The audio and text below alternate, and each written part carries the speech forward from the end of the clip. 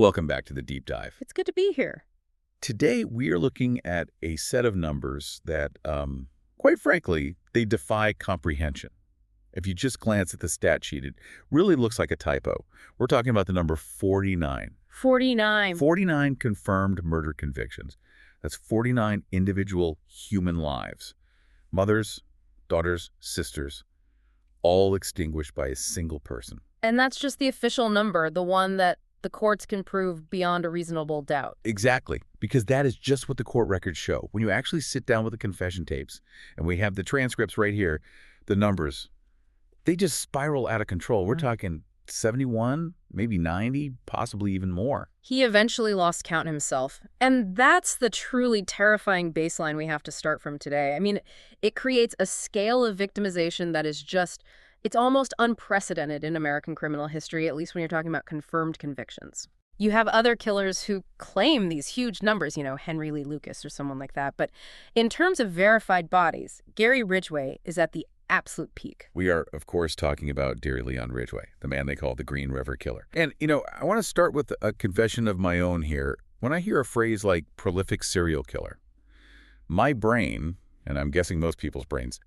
it immediately goes to Hollywood. Sure. We think of the evil genius, that Hannibal Lecter type, Someone who is incredibly sophisticated, a high IQ, playing this game of four-dimensional chess with the FBI. And that is the very first and probably the most important myth we have to dismantle right now. Because the reality of Gary Ridgway is infinitely more disturbing precisely because he wasn't a genius. Not even close. No, looking at his background here, his IQ is low. In the low 80s, he was dyslexic. He was held back a year in school, barely made it through high school. He worked a simple blue-collar job painting trucks at the Kenworth factory for 30 years. 30 years of the same job. Yep. He went to church. He was, by some accounts, that guy next door who mowed his lawn and complained about the neighborhood kids. And yet, this man, this incredibly average, unremarkable, low-intellect man, managed to evade the largest police task force in the country for 2 decades. That's the whole question, isn't it? That is the central tension of this deep dive. Right. How? How does a guy who paints trucks, who isn't some kind of criminal mastermind, get away with murder on an industrial scale for that long? Well, it forces us to look at the blind spots in our society. Ridgway wasn't a predator who outsmarted the system in some brilliant way. He was a predator who understood exactly who the system didn't care about. The vulnerable. The most vulnerable. He targeted sex workers, runaways, vulnerable teenagers who were estranged from their families. He operated in that gap where society tends to look away. He literally banked on our indifference to their fate. So here's our mission for today. We have a massive stack of sources in front of us. Criminal profiles from the FBI, the Green River Task Force reports, the full details of his really controversial plea bargain, and some very recent news from late 2025 regarding his health and his incarceration. A lot to get through. A lot. We're going to unpack the psychology of the man, the gruesome details of his methods, the massive investigation that eventually caught him, and this is the part I'm really interested to get into, the Ted Bundy connection. It's a true Silence of the Lambs moment. It really is. The police asking one monster how to catch another. But before we get to the investigation, we really have to understand the origin. Where does a monster like this come from? So let's go back. Salt Lake City, Utah, February 18th, 1949. Gary Leon Ridgway is born. What do we see in those early years? You see the cracks forming almost immediately. The family dynamic was, well, volatile is putting it mildly. His parents had a terrible marriage. There was constant screaming, a lot of tension in the household. But the core issue, the one that forensic psychologists really focus on, is his mother. That's a recurring theme in criminology, isn't it? The mother-son relationship. Unfortunately, yes. It's a very common thread. Ridgway's mother, Mary, was described as incredibly domineering. She controlled everything in the house. She inflicted corporal punishment on Gary and his brothers for even the most minor infractions. But it wasn't just about discipline. No. Ridgway later revealed a very, very disturbing internal conflict he had regarding her. It's difficult to talk about, but it's essential to understanding his psychology. This is where it gets dark fast. It does. He admitted to investigators that he had feelings of sexual attraction toward her, but at the exact same time, he harbored intense fantasies about killing her. Wow. That's a lot to unpack for a young boy. That is the nexus of the pathology right there. You have the fusion of sexual desire and violent rage, and it's all directed at the primary female figure in his life, It creates a kind of wiring in the developing brain where sex and death, or sex and violence, they become inextricably linked. He couldn't separate the two. He couldn't.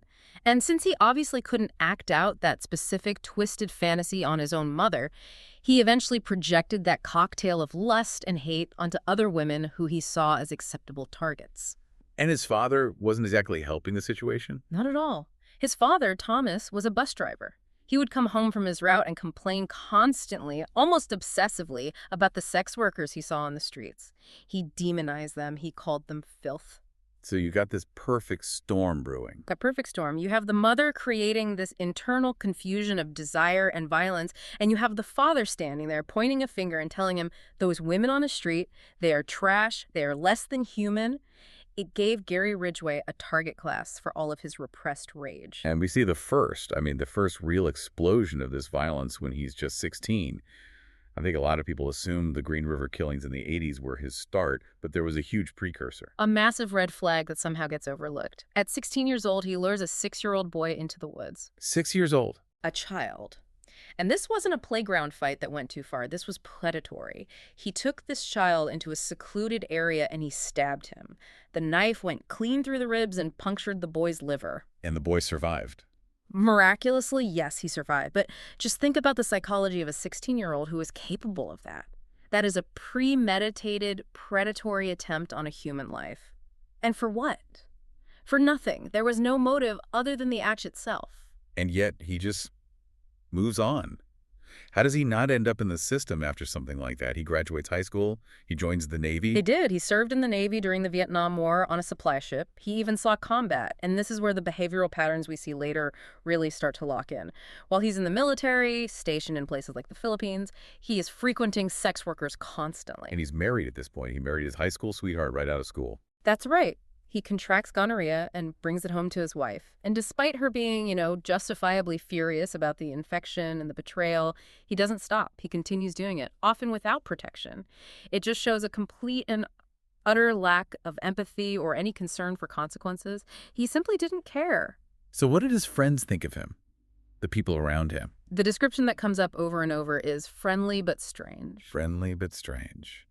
That's that uncanny valley feeling, isn't it? It's exactly that. It's the mask of sanity. He could function, he could hold a job, get married, go to family barbecues, but the wiring underneath it all was just completely fundamentally wrong. So let's move forward now into the 1980s. This is when the nightmare begins in earnest for the people of King County, Washington. The timeline generally starts around 1982. That's when the bodies start appearing. The peak of his murderous activity was this absolute frenzy between 1982 and 1984. I mean, we are talking about women and teenage girls disappearing sometimes every other week. The pace was staggering. And he was hunting along a specific stretch of road, the Pacific Highway South, the SeaTac Strip. He called it the Strip. It was his territory.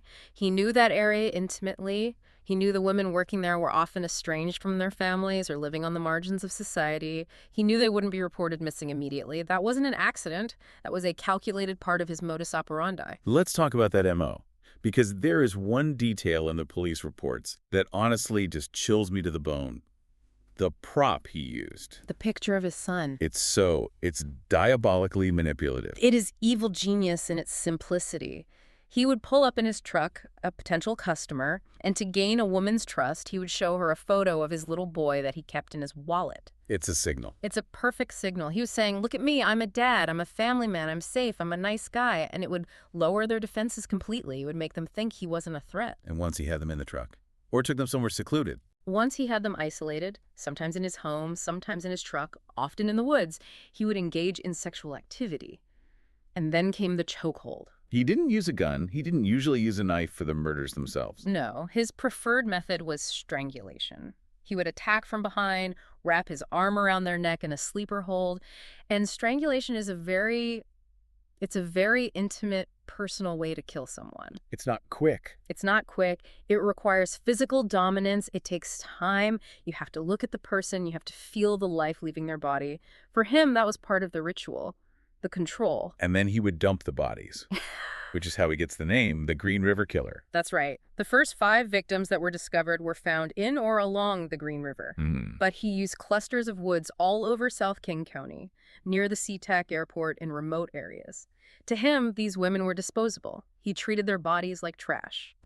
And this is a really difficult part of the story to discuss, but it's essential to understanding his psychology. He didn't just leave them there. No, he went back. He returned to the dump sites. Frequently, he would go back to the locations where he loved them, and he would engage in necrophilia with the decomposing bodies. God, I have to ask, why? I mean, beyond the obvious depravity, was it just about sexual gratification? Or was there something else driving that particular behavior? Well, this is where it gets even more twisted. Ridgway had a pragmatic logic for it. He later explained to investigators that having sex with the bodies actually reduced his urge to go out and hunt for a living victim. Wait, he saw it as a safety measure. In his mind, yes. Necrophilia was a way to limit his exposure to getting caught. It scratched the itch, so to speak, without the risk of abducting another person. That is one of the most horrifying things I have ever heard. He's risk managing his serial killing by sexually assaulting corpses. It is. It shows that his primary motivation, above all else, was self-preservation. He was also taking other forensic countermeasures. He would remove their clothing to delay identification. He would scatter gum wrappers or cigarette butts that didn't belong to him at the crime scenes to confuse investigators. He was trying to plant false evidence. Exactly. He was thinking, maybe not like a genius, but he was thinking about how to get away with it. There is one specific anecdote about his countermeasures that I found completely unbelievable. The trip to Oregon. This is one of the most chilling stories in the entire case file. He knew the police were on high alert in Washington. The Green River Task Force was all over the news. So he decided he needed to move some of the evidence. He dug up the remains of some of his victims and transported them across state lines to Portland, Oregon. His thinking was that it would confuse the jurisdictional boundaries between police departments. But he didn't go on this trip alone. No. He took his young son with him. Oh my God. He told his son they were going on a fun camping trip. So you have to picture the scene. You have a man driving his truck down Interstate 5. His child is in the passenger seat, probably excited, sleeping, playing a game. And there are human remains in the trunk of the car. It's that compartmentalization again. The dating father taking his kid camping, literally inches away from the evidence of his own monstrosity. It speaks to a complete and total lack of moral integration. There was no connection between those two parts of his life. He could switch roles instantly, flawlessly. So bodies are piling up, 1982, 1983. The police are obviously not blind to this. The King County Sheriff's Office forms the Green River Task Force. And this was a massive undertaking. At its height, it was the largest, most expensive murder investigation in the country. Detectives like Dave Reichert and Robert Keppel, they were working around the clock. But they were just drowning in information, thousands of tips, thousands of potential suspects. And what's so frustrating looking back is that they actually had a huge clue right at the very beginning, but the technology just wasn't ready for it. The paint. The paint. Tell us about the paint. In 1982, on the clothing of one of the very first victims, forensic teams found spray paint. Not just paint, right? It was something specific. That's right. They were microscopic spheres of spray paint and overspray. But here's the absolute tragedy of it. In 1982, forensic analysis wasn't advanced enough to pinpoint the exact chemical composition or link it to a specific batch or company. So that evidence, that crucial clue, it just sat in an evidence locker. And if they could have tested it back then? If they'd had 21st century technology, they would have seen that it was a specific high-end industrial paint, an Imron paint, used at the Kenworth truck factory. Where Gary Ridgway worked every single day. Exactly. He was spraying trucks with that exact paint. It would have been a direct physical link between him and a victim at the very start of the investigation, but that evidence, it lay dormant for 20 years. Unbelievable. So the task force is struggling. They're getting desperate. And in 1984, they do something that feels like it's straight out of a movie. They decide to go see a consultant. This is the Hannibal Lecter moment. Dave Reichert and Robert Keppel, they get on a plane and they fly to Florida State Prison to interview Ted Bundy. Bundy is on death row at this point. He is, without a doubt, the most famous serial killer in America. And they basically ask him, how do we catch this guy? What's he thinking? And Bundy was fascinated by the Green River Killer. He even gave him a nickname, the Riverman. And Bundy, drawing from his own horrific experiences, offered some incredibly accurate insights. What did he tell them? He told the detectives that this killer wasn't done with the victims after they died.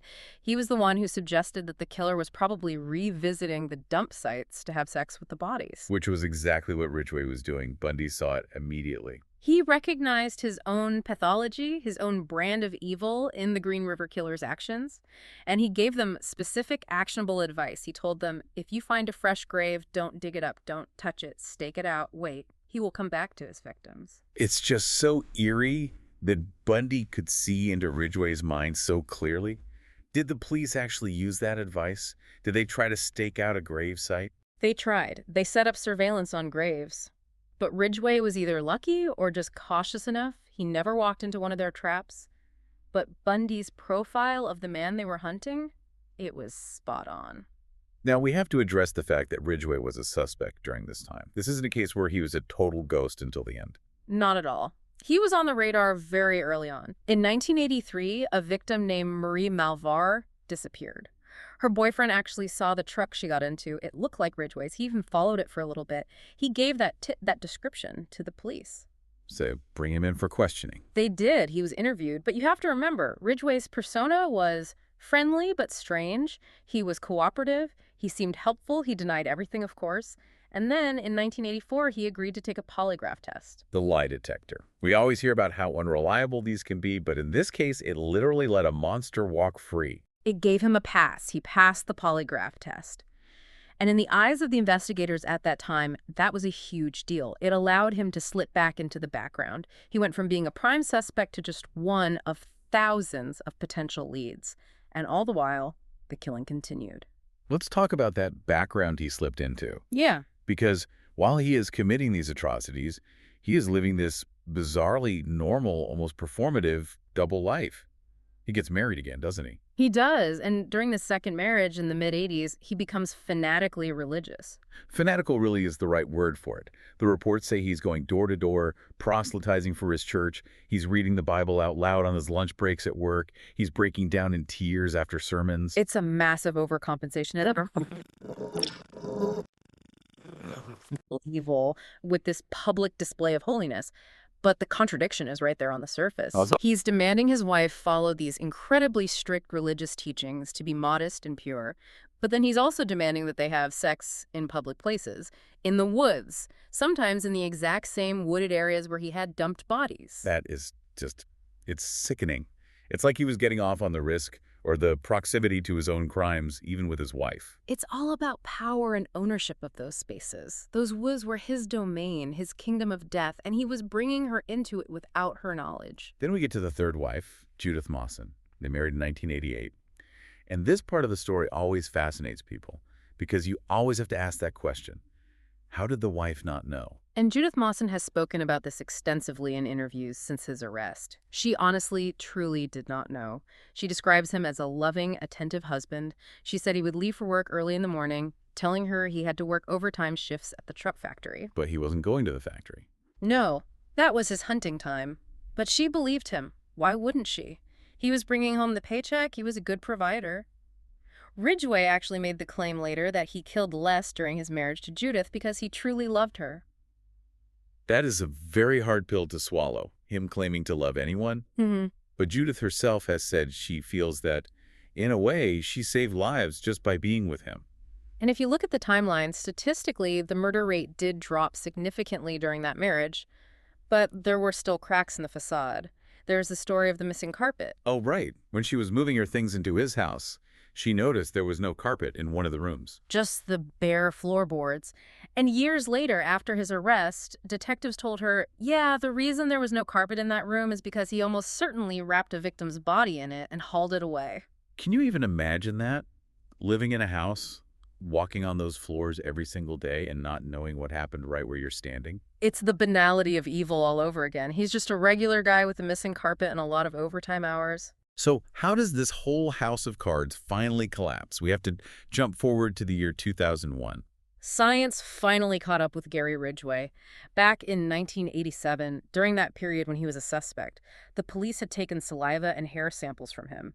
They didn't have the technology to do much with them then, but they kept them. They put them in storage. And by 2001, DNA profiling technology had advanced light years beyond what they had in the 80s. It was a completely different world. They were able to go back into cold storage, pull out those old samples, and run them through new DNA tests. And they got a match. They linked his DNA directly to sperm that had been found on several of the victims. It was irrefutable. Irrefutable. And do you remember that paint? The microscopic spheres from the Kenworth truck paint. They retested it with modern equipment. And this time, they could identify the chemical composition perfectly. It was a one-to-one match for the specific paint used at his workplace. The circle was finally closed, the paint and the DNA. So, November 30, 2001, he's leaving work at the Kenworth factory after his shift. And the Green River Task Force is there waiting for him. They arrest him in the parking lot. After 2 decades, it was over. But it wasn't really over, was it? Because then the legal battle began. And this is where the story gets incredibly controversial. Very controversial. Ridgway was facing multiple counts of aggravated first-degree murder.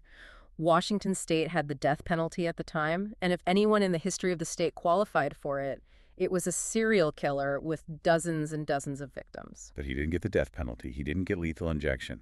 He made a deal. He made the deal with the devil, as some of the victims' families called it. His defense lawyers approached the King County prosecutor with a proposal. A plea bargain. What was the offer? The offer was this. Ridgway would plead guilty to every single murder they could charge him with. And, crucially, he would cooperate fully. He would tell them everything. He would help the police locate the bodies of the women who were still missing, whose families had no answers. In exchange for all of that, they would take the death penalty off the table. He would get life in prison with no possibility of parole. This was a huge, huge decision for the prosecutor at the time, Norm Malang.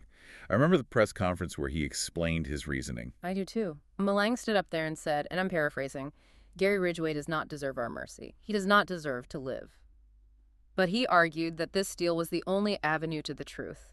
He said the mercy wasn't for Ridgway, it was for the families who had been waiting 20 years to know where their daughters were, to bring their remains home. It's a purely utilitarian calculation, isn't it?